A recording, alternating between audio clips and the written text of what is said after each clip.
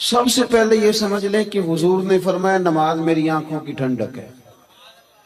یعنی ہم چونکہ کچھ باتیں بہت زیادہ سنتے ہیں تو اس کا ذائقہ نہیں محسوس کرتے. کبھی حدیث کے لفظوں پر غور کریں. فرمایا نماز میری آنکھوں کی ٹھنڈک ہے. یعنی کہتے ہیں نا آنکھیں ٹھنڈی ہو گئیں. تو حضور فرماتے ہیں جب تو سجدہ کرتا ہے نا میرے امتی، جب تو نماز پڑھتا ہے، رکوع قیام سجود کرتا ہے، تو تیرے نبی کی آنکھیں ٹھنڈی ہوتی ہیں. یہ کتنا بڑا رضا والا کام ہے نبی پاک صلی اللہ علیہ وسلم کی نماز پڑھنا. اور حضور کا اپنا نماز کے ساتھ رشتہ یہ تھا کہ سورج گرہن ہوا تو حضور نے نماز کی نیت باندھ لی، چاند گرہن ہوا تو نماز پڑھنے لگے، تیز بارشیں طوفان کی صورت میں آئیں تو نماز پڑھی، بارش نہیں ہوتی تو نماز پڑھی.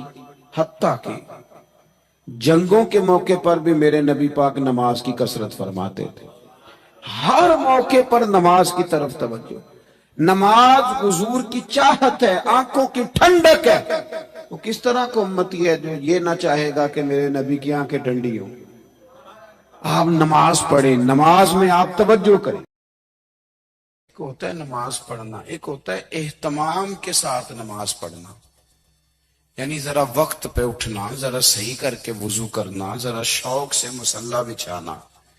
ایک ہوتا ہے تسبیح پڑھ لینا، اور ایک ہوتا ہے ذرا تھوڑا سا نا شوق کے ساتھ اللہ کو یاد کرنا. آپ کبھی جو میں نے آیہ کریمہ پڑھی اس کی آپ شان نزول دیکھیں. نبی کریم صلی اللہ تعالی علیہ وسلم کے نا کچھ صحابہ اللہ کی محبت کے شوق میں حضور کی بارگاہ میں حاضر ہوئے، اور انہوں نے آ کے عرض پتہ کیا کیا؟ عرض کرنے لگے یا رسول اللہ صلی اللہ تعالی علیہ وسلم سالوں بیت گئے ہیں سجدے کرتے ہوئے، حضور سالوں بیت گئے ہیں تسبیح پڑھتے ہوئے، سالوں بیت گئے کہتے ہوئے کہ سبحان اللہ وہ پاک ہے، ہمیں سالوں بیت گئے یہ کہتے ہوئے کہ اللہ اکبر وہی سب سے بڑا ہے، سالوں بیت گئے کہتے ہوئے کہ الحمدللہ ساری تعریفیں اللہ کے لیے، سالوں بیت گئے اس کی تسبیح کرتے، تحلیل کرتے، تکبیر کہتے. حضور اب نہ ہمارا اپنے رب سے ملنے کو جی چاہتا ہے. کبھی یہ حقیقت منتظر نظر آنا لباس مجاز میں، لاکھوں سجدے تڑپ رہے ہیں میری جبین نیاز میں. اور اقبال کہنے لگے کہ تیرے عشق کی انتہا چاہتا ہوں، تو میری سادگی دیکھ کیا چاہتا ہوں، میرا ذرا سا تو دل ہے مگر شوخ اتنا، میں وہی لن ترانی سنا چاہتا ہوں. میرا بھی دل کرتا ہے کہ اللہ میں تجھے کہوں میں تجھے دیکھنا چاہتا ہوں جس طرح حضرت موسیٰ کلیم علیہ السلام نے کہا تھا، اور تو مجھے کہے کہ لن ترانی تو نہیں دیکھ سکتا، ذرا سا تو دل ہے مگر شوخ اتنا، میں بھی وہی لن ترانی سنا چاہتا ہوں. پھر کہنے لگے بھری بزم میں راز کی بات کہہ دی، بڑا بے ادب ہوں سزا چاہتا ہوں. دیکھو سب لوگوں کے بیچ ہی میں نے یہ کہہ دیا. میرے عزیز صحابہ نا شوق میں، کتنے سارے لوگ ہیں آپ، کتنی ماشاءاللہ بڑی تعداد میں آپ آئیں. ہم بھی کبھی اس شوق میں گئے ہیں کہ ہمارے رب کو دیکھنے کو دل چاہتا ہے، ہمارا جی چاہے وہ کبھی ہمیں ملے، ہم کبھی اس کی زیارت کریں، اس کی بارگاہ کرم میں ہم حاضر ہوں. صحابہ نے عرض کیا یا رسول اللہ صلی اللہ تعالی علیہ وسلم ہمارا رب کہاں ہے؟ ہمارا نا اپنے رب کو دیکھنے کو جی چاہتا ہے. جب صحابہ نے یہ عرض کیا تو اللہ نے قرآن مجید نازل کیا. فرمایا وَإِذَا سَأَلَكَ عِبَادِي عَنِّي فَإِنِّي قَرِيبٌ، محبوب جب میرے بندے آپ کی بارگاہ میں آ کے میرے بارے میں پوچھیں نا تو ان سے کہہ دینا میں ان کے قریب ہی ہوں، قریب ہی ہوں. دلیل کیا ہے؟ اذا دان، یہ جب بھی مجھ سے دعا مانگیں گے میں ان کی دعاؤں کو قبول فرماؤں گا. میں ان کے قریب ہوں، میں ان کے قریب ہوں. یہ جب بھی دعا مانگیں گے نا میں قبول کروں گا، میں ان کے قریب ہوں۔ اللہ تبارک و تعالیٰ کے بندے اللہ سے محبت کرتے، رب کی بارگاہ میں جھکتے، اس کو اپنے دکھ سناتے، اس کے پیارے محبوب صلی اللہ تعالی علیہ وسلم کا وسیلہ لے کے اس کے حضور حاضر ہو جاتے، پیشانیاں سجدوں سے روشن ہوتی۔ ہم نہ ہر چیز کے لیے وقت نکالتے ہیں، ہر چیز کے لیے، لیکن عبادت کے لیے وقت نہیں نکالتے۔ ہر شے آباد ہے، ہر شے، ہماری فیس بک بھی آباد ہے، واٹس ایپ بھی آباد ہے، ہمارے ٹویٹر بھی آباد ہیں، ہماری ہر چیز آباد ہے۔ سب سے کم آباد ہمارا مصلی رہ گیا ہے، سب سے کم۔ وہ لوگ اب ڈھونڈنے سے ملتے ہیں جن کی بغل میں مصلی ہوتا تھا۔ میرے بھائی، آپ کتنا کو دنیا کے پیچھے بھاگو گے تھکا دے گی، کتنا دولت کے پیچھے بھاگو گے تھکا دے گی۔ آپ جب اپنی زندگی میں جمع تفریق کرو گے نا تو مرتے وقت احساس ہوگا کہ سارا کچھ تو لوگوں کے لیے کیا، اپنے لیے تو کر ہی کچھ نہیں سکے۔ اور ہم عبادت کے معاملے میں بہانے بازی بھی کرتے ہیں۔ ہم کہتے ہیں اوہو رزق کمانا بھی تو عبادت ہی ہے نا، تو میں حلال روزی کے لیے جا رہا ہوں، یہ بھی تو عبادت ہے نا۔ میری طرح کے لوگ کہہ دیتے ہیں کہ میں سویرے اٹھ کے مدرسے میں کچھ اسباق دیکھتا ہوں تو یہ بھی تو عبادت ہے، میں بیان کرنے کے لیے مطالعہ کرتا ہوں تو یہ بھی تو عبادت ہے نا، اتنے لمبے سفر کر کے ملک میں دنیا میں گھومتا ہوں تو یہ بھی تو میں عبادت ہی کر رہا ہوں۔ اب اسپیشل نفلوں کے لیے وقت کس طرح نکلے، اسپیشل کر کے تسبیح میں کیسے چلاؤں، میں سارا کچھ ہم بہانے بنا لیتے ہیں نا۔ میرا سوال یہ ہے کہ یہ ساری باتیں صحابہ کو، نبی کریم کو، دیگر لوگوں کو بھی تو پتہ تھی نا، لیکن آپ غور تو کریں، 23 سال حضور کو وقت ملا، مختصر وقت ظاہراً تبلیغ کرنے کے لیے، پوری دنیا میں دین بھی پھیلانا ہے۔ گھر میں 11 ازواج ہے، 4 بیٹیاں ہیں، ان کی اولادیں، سارے کام کاج بھی دیکھنے ہیں۔ لیکن سیدہ طیبہ طاہرہ حضرت عائشہ صدیقہ رضی اللہ تعالیٰ عنہ فرماتی ہیں سارا دن تبلیغ کرتے، ہر غلام کے دکھ سنتے، گھر میں آتے تو اپنے گھر والوں کا خیال کرتے، کام میں ہمارا ہاتھ بٹاتے۔ قربان جاؤں، کہتی ہیں زمانہ سارا سو جاتا لیکن آمنہ کے لال مصلی بچھا لیتے۔ دنیا سو گئی، ساری سب سو گئے، جو خدام تھے، وہ جو غلام تھے، وہ سو گئے۔ صحیح مسلم میں لفظ ملیں گے، سیدہ پاک فرماتی ہیں او میرے نبی کے غلاموں، میں نے یہ رنگ بھی دیکھا ہے کہ حضور نے اتنا کھڑے رہے، اتنا قیام کیا، اتنا قیام کیا کہ مقدس پیروں میں ورم آ گئے، سوج گئے پیر، اتنے بڑے۔ دل پہ ہاتھ رکھ کے نہیں بتا سکتا کہ میرے کبھی نماز میں پیر سوج گئے، کوئی نہیں بتا سکتا۔ بچوں کی روٹی کماتے تھک گئے، بات الگ ہے، ہم سیر کرنے گئے تو تھک گئے، بات الگ ہے، لیکن عبادت میں یہ بھی تو مسلم شریف ہے نا، یہ بھی تو دین ہے نا، یہ بھی تو حضور کی سنت ہے، یہ بھی تو وہ چیز ہے جو کریم کی آنکھوں کی ٹھنڈک ہے۔ سیدہ فرماتی ہیں پیروں میں ورم آ گئے، اور ساری رات ہی حضور نے نماز پڑھی اور ایک ہی آیت بار بار دہرائی۔ مسجد نبوی میں بلال حبشی نے فجر کی اذان دے دی اور حضور ابھی مصلی پہ تھے، کریم فارغ ہوئے، میں نے عرض کی یا رسول اللہ صلی اللہ علیہ وسلم، آپ کے تو صدقے اللہ اگلے پچھلوں کے گناہ معاف کرے گا، تو آپ اتنی آہوزاری کیوں فرماتے ہیں؟ آپ تو شفیع ہیں، آپ تو انبیاء کے امام ہیں۔ تو حضور نے فرمایا عائشہ تم نے گنوایا ہے نا میرے اللہ کی مجھ پر کتنی رحمت ہے، افلا اکون عبدا شکورا، فرمایا اگر اس نے اتنی نعمتیں دی ہیں تو کیا میں اس کا شکر گزار بندہ نہ بنوں، میں شکر گزار بندہ نہ بنوں اس کا؟ پھر اگر اتنی نعمتیں اس نے دی ہیں، مجھے اتنا نوازا ہے، تو پھر میں اس کے سامنے سجدے نہ کروں؟ او میرے بھائی، بڑے قابل فخر لوگ ہیں ہم کہ ہم نبی پاک کے غلام ہیں۔ ہم قابل فخر ہیں کہ نبی کریم کے غلام ہیں. کیا کبھی اس غلامی کے شکرانے میں بھی 2 نفل پڑھے کہ یا اللہ تیرا شکر ہے تو نے ہمیں حضور کا غلام بنایا ہے؟ یاد رکھیں کہ اپنی روحانی زندگی کو آباد کریں، استغفار پڑھیں، تسبیحات کریں. حضرت عبداللہ ابن عمر رضی اللہ تعالیٰ عنہ حضرت عمر کے صاحبزادے، مکہ مکرمہ میں ان کی قبر ہے. میں نے جب انہیں پڑھا تو مجھے ان سے بڑا پیار ہو گیا، لیکن آپ کو پتہ ہے وہاں جا کے کسی شخص کا مزار تلاش کرنا یا پوچھنا ایک مشکل کام ہوتا ہے. تو ایک دفعہ میں مکہ شریف میں حاضر تھا، تو ایک گاڑی والا ڈرائیور مجھے کہنے لگا کہ مولانا میں آپ کو جانتا ہوں، مجھے آپ سے محبت ہے، ایک بات بتاؤں آپ کو. میں نے کہا بتاؤ. کہنے لگے حضرت عبداللہ ابن عمر کی قبر دیکھنی ہے.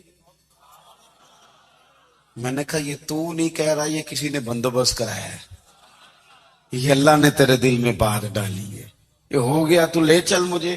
حضرت عبداللہ ابن عمر کو نبی پاک نے فرمایا تھا راجل صالح، یہ نیک بندہ ہے، یہ متقی آدمی. حضرت عبداللہ ابن عمر رضی اللہ تعالیٰ عنہ سیدنا فاروق اعظم رضی اللہ تعالیٰ عنہ کے صاحبزادے ہیں، اور ان کی ہمشیرہ سیدہ حفصہ رضی اللہ تعالیٰ عنہ حضور کی زوجہ محترمہ. ایک دن اپنی ہمشیرہ سے کہنے لگے کہ نبی کریم صلی اللہ تعالیٰ علیہ وسلم گھر میں آئے نا، اور اگر حضور غم امت میں پریشان نہ ہوں، طبیعت کو حشاش بشاش دیکھو، تو ذرا پوچھنا تو صحیح حضور کا میرے بارے میں کیا خیال ہے، پوچھنا تو صحیح کہ کریم کی بارگاہ میں میرا کیا مقام ہے، میرے بارے میں حضور کیا فرماتے ہیں. اب بہن کو کام بتائے اور بتائے بھی بھائی، اور پھر بہن وہ کام نہ کرے، یہ تاریخ میں ہوتا نہیں. حضرت عمر فاروق رضی اللہ تعالیٰ عنہ کی صاحبزادی ام المومنین رضی اللہ تعالیٰ عنہ فرماتی ہیں کہ میں تو بس منتظر تھی. انہوں نے تو کہا تھا نا کہ اگر تم حشاش بشاش دیکھو تو بات کرنا، لیکن حضور تشریف لائے، میری باری تھی، میرے گھر تشریف لائے، کھانا پیش کیا تو فوراً میں نے عرض کی حضور ایک بات پوچھنی تھی. تو حضور نے فرمایا پوچھئے. میں نے عرض کی حضور میرے بھائی عبداللہ ابن عمر کے بارے میں آپ کا کیا خیال ہے؟ نوجوانوں میری بات پہ غور کرنا، میرے بھائی کے بارے میں آپ کا کیا خیال ہے؟ تو نبی کریم صلی اللہ تعالی علیہ وآلہ وسلم نے میری طرف دیکھا، اور پھر حضور زیر لب تھوڑا مسکرائے. اور بریلی کے امام کہتے ہیں کہ حضور مسکرا دیتے تھے نا تو جو بڑا دکھی ہوتا تھا وہ بھی ہنس پڑتا تھا. اب سوال پیدا ہوتا تھا کہ پھر تو اس مسکراہٹ کے لیے انتظار کرنا پڑتا ہوگا کئی مہینے کے حضور مسکرائیں تو رونے والے ہنسیں. تو اعلیٰ حضرت فرماتے نہیں، انتظار نہیں کرنا پڑتا، یہ مسکراتے رہنا تو حضور کی عادت ہے. جس کی تسکین سے روتے ہوئے ہنس پڑے اس تبسم کی عادت پہ لاکھوں سلام. یعنی یہ تو عادت ہے حضور کی مسکراتے رہنا، اس کے لیے انتظار نہیں کرنا پڑتا. بھائیو آپ خیال رکھیں گے، غور کریں گے. حضرت عبداللہ ابن عمر رضی اللہ تعالیٰ عنہ کے بارے میں پوچھا تو سیدہ فرماتی ہیں کہ نبی کریم صلی اللہ تعالیٰ علیہ وسلم نہ زیر لب مسکرائے اور فرمایا حفصہ تیرا بھائی ہے تو اچھا، لیکن میں نے سنا ہے کہ عشاء کی نماز پڑھتا ہے تو فجر تک سویا ہی رہتا ہے. او نوجوانوں، 10 بجے تک سونے کی بات نہیں ہوئی، 9 بجے تک سونے کی بات نہیں ہوئی، 11 بجے اٹھنے کی بات نہیں. حضور فرمانے لگے میں نے سنا ہے کہ عشاء کی نماز پڑھ کے سو جاتا ہے اور فجر تک سویا ہی رہتا ہے، اسے چاہیے کہ تہجد کے وقت اٹھا کرے، اللہ کی بارگاہ میں حاضر ہوا کرے، آہوزاری کرے، سجدے کرے، عبادت کرے. اٹھتا ہے اور فجر میں جا کے اٹھتا ہے. حضرت جناب حفصہ رضی اللہ تعالیٰ عنہ کہتی ہے میں نے جناب عبداللہ ابن عمر کو پیغام دیا اور میں نے کہا میرے جوان بھائی سن. نبی پاک نے فرمایا ہے تو اچھا پر تہجد میں نہیں اٹھتا، نفل نہیں پڑھتا. او میری ملت کے جوانوں، مزہ نہیں آ جاتا جب ساری دنیا سوئی ہو، ساری دنیا، اور بستر بھی گرم ہو اور نیند بھی پورا غلبہ کر رہی ہو، اور اچانک گھنٹی بجے دماغ میں، آنکھ کھلے، گھڑی پہ نظر پڑے، 3:30 4 بجے کا پیغام گھڑی بتائے، اور کوئی چڑھتی جوانی والا اٹھ کے وضو کرے، اور جب وہ مصلی کھول کے بچھائے تو مدینے والے محبوب کہتے ہیں کہ ہر نماز پہ رب ثواب دیتا ہے، اور جو اٹھ کے تہجد کی نماز پڑھے اسے دیکھ کے تو رب مسکراتا ہے، جو اس کی شان کے لائق ہے، جو اس کی شان کے لائق، وہ مسکراتا ہے، خوش ہوتا ہے کہ میرا بندہ تہجد میں اٹھ گیا، وہ مسکراتا ہے۔ کاش ہماری صبحیں کبھی اپنے مالک کے نام ہو جائیں، کاش کے صبح حضرت ابو الحسن رحمت اللہ تعالی علیہ حضرت معاذ ابن جبل رضی اللہ تعالیٰ عنہ کے پاس بیٹھا کرتے تھے، فرماتے ہیں ان سے جو پیار بڑھا تو پھر میرا مصلی سے بھی بڑھ گیا۔ تابعی ہیں، فرماتے ہیں صحابی رسول سے محبت ہوئی تو ذکر سے بھی ہو گئی، پھر درود شریف سے بھی ہو گئی، محبت ان سے بڑھی تو پھر اللہ نے مسجد کا پیار بھی بڑھا دیا۔ آپ فرماتے ہیں کہ میری ہر وقت طبیعت چاہتی تھی کہ بس اللہ اللہ کروں، بس اللہ اللہ کروں، بس نہ میں ذرا تھوڑی جان چھڑاؤں لوگوں سے، کوئی 10 منٹ ملے تو میں کچھ 4 نفل پڑھ لوں، میں تھوڑا سا نہ بچوں لوگوں سے، اور مجھے تسبیح ملے تو میں نہ کچھ 400-500 دفعہ استغفار پڑھوں، سبحان اللہ، الحمدللہ، اللہ اکبر، لا حول ولا قوت الا باللہ، میں نہ تسبیحات پڑھوں۔ فرماتے ہیں کہ بچے تھے گھر میں 6-7، غربت تھی، کام ملتا کوئی نہیں تھا، اور میں کام چور نہیں تھا، کام ڈھونڈتا تھا، پر اللہ کی قدرت کے کام نہیں ملتا تھا۔ فرماتے ہیں کہ میں نے ایک دن اپنی اہلیہ سے کہا کہ آج میں پھر جاتا ہوں کام ڈھونڈنے، تو میری بیوی بڑی فرما بردار تھی، پر اس دن نہ غربت کے ہاتھوں تنگ آ کے کہنے لگی آج نانا کوئی تو چیز لے کے آیا، تو مجھ سے بچوں کی بھوک نہیں دیکھی جاتی، یہ سب روگاں دا روگ محمد جس دا نام غریبی، کنڈ بلا کے لنگ جاندے نہیں دوست یار قریبی، آج نہ کچھ لے کے آیا تو میں بچے لے کے چلی جاؤں گی۔ شیخ فرماتے ہیں کہ میں بڑا پریشان گھر سے نکلا، پر میں نے صبح سے لے کے زور تک کام ڈھونڈا، کام ملا کوئی نہیں، تو میرے دل میں خیال آیا چلو کام نہیں ملتا تو اللہ اللہ تو کرے نا، چلو بندوں کی مزدوری نہیں ملتی تو رب کریم کی عبادت ہی کرتے ہیں۔ فرماتے ہیں کہ میں نے نا فرات کے پانی سے وضو کیا، نہر کے، شدید دھوپ تھی، ساتھ ریت تھی اور ریت تپ رہی تھی، میں نے اپنا رومال وہیں مصلی کے طور پر بچھا لیا، اور فرماتے ہیں کہ زور سے لے کر عصر تک نماز پڑھی، دھوپ بھی پورے زور پہ، پر میرے سجدے کا ذوق بھی پورے زور پہ۔ فرماتے ہیں سورج بھی چمک رہا ہے اور رب کی عبادت کا ذوق بھی پورے زور پہ، میں سجدہ کروں تو پھر میرا اٹھانے کو جی نہ چاہے۔ میرے استاد لکھا کرتے تھے، یہ ان کا شعر ہے، وہ کہا کرتے تھے مجھے سوز دے، مجھے ساز دے، اور مجھے نیم شب کا نیاز دے، دم سجدہ خود کو میں توڑ دوں، مجھے ایسا ذوق نماز دے، اور میں تیری بہار کا پھول ہوں، میں کھلا بھی ہوں تو تیرے لیے، مجھے میری شاخ سے توڑ لے، مجھے اپنی زلف کا ناز دے۔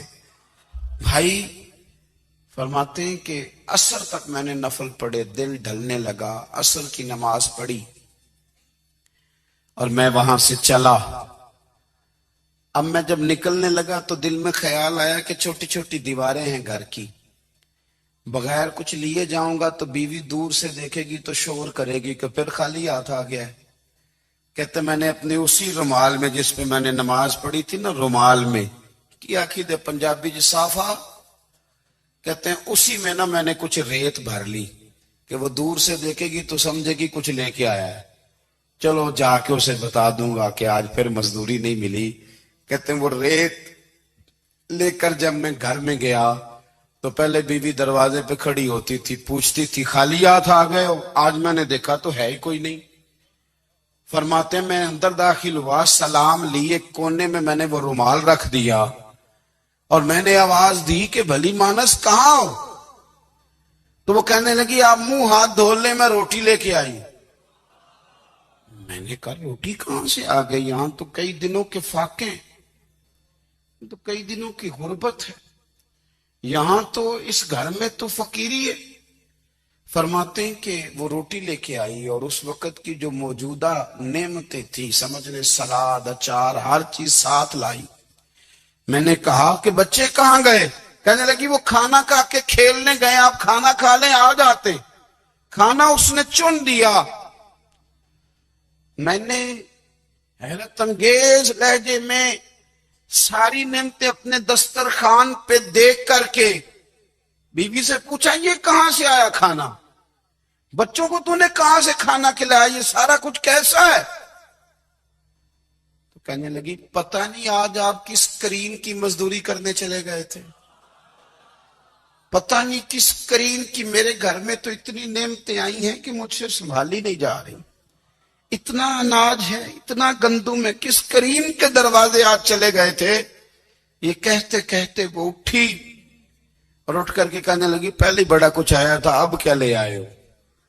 اور جا کر کے نا اس نے وہ ریت والا رومال کھولا، کہنے لگے میں تو لے کے آیا تھا ریت، تو میرے رب نے اسے بھی سونے اور ہیرے بنا دیا تھا۔ جب آپ کی توجہ اللہ کی جانب، میرے نبی پاک صلی اللہ تعالی علیہ وسلم نے فرمایا ہر چیز اپنے رب سے مانگ، ہر چیز مانگ، ہر چیز مانگ۔ یا رسول اللہ کیا کچھ؟ میرے محبوب نے فرمایا تیرے گھر میں نمک بھی ختم ہو جائے تو وہ بھی اپنے رب سے مانگا کر، تو مانگنا وہ تجھے دے گا، تو اس کی بارگاہ میں کشکول طلب دراز تو کرنا۔ اور ترمذی شریف میں عجیب لفظ ہے، رسول کائنات نے فرمایا، رب کریم فرماتا ہے جب میرا بندہ ہاتھ اٹھاتا ہے نا تو مجھے حیا آتی ہے کہ میں خالی کیسے لوٹا دوں اس کے۔